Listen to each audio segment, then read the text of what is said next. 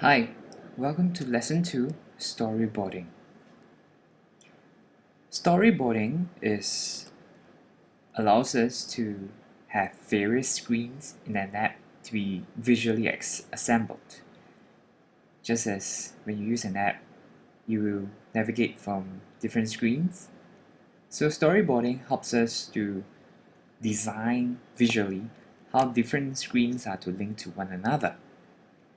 The developer, or us, will drag and drop these views and the navigation controllers onto a canvas, and then we drag lines to link individual controls, for example a button, to corresponding view controllers.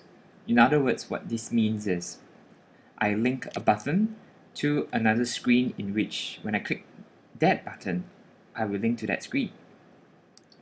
We will also learn about transition between views, which are known as figures, and the finished design is known as a storyboard file.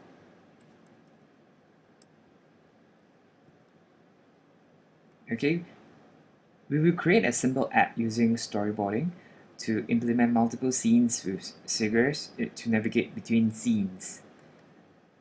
So the example will be I have a scene here, a red scene, and I have a button, go to orange. And when I click it, it will bring me to the orange screen. So this is what we have the end in mind. Next, we will illustrate how this is done. So create a new Xcode project. Okay, iOS application, select a single view application. Next, okay, we'll name our app My Storyboard. Okay, and leave all this on. Click on next. Okay, select where we want our project to be stored. Okay, and again, these we have we are in the dashboard of Xcode. So click on main storyboard. This is the storyboard which we've been talking about. This is where we will implement our storyboarding. Okay, so first what you can notice is that we have a canvas and a single view controller. This is the default view or the default scene in which our app will start up with. And this is called our canvas, where we can design all our different screens and scenes to be linked together.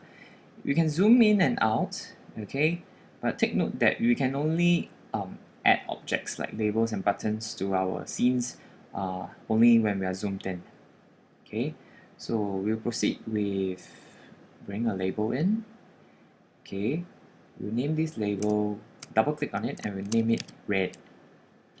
Okay, now click on the view itself. Alright, and we change the background color to red. Alright. Okay, now next we'll drag a button. Okay, and double click again on the button to change the text. Change it to go to orange scene. Okay. Alright, now zoom out slightly, and drag a view controller in. Okay, drag a view controller in. Alright, so now we have two scenes. Okay, you can zoom in again, and we will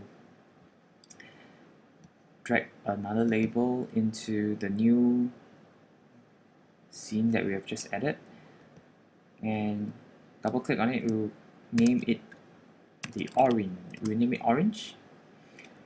Change the background color of the view to orange. Okay, drag the button, and double click on it. Say back to red. Alright.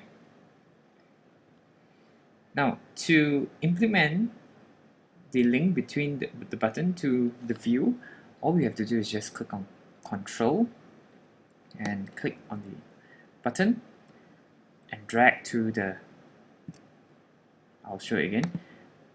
Click on the button, press Ctrl, drag and click until the view, and let go, and we'll see an action figure opening up. Choose model. Okay, choose model, and there we'll see a link being created. This link is the figures as what we have mentioned. Okay, if you double click on it, you can see storyboard figure, and then you can see the style, model, and transition. Okay, this transition, you can try on your own. These various transitions, it's just different animations when the red screen changes to the orange screen. I'll leave it as default, or if you don't want any animation, you can unclick this. I'll leave it on. You try it on your own. Okay, and click run.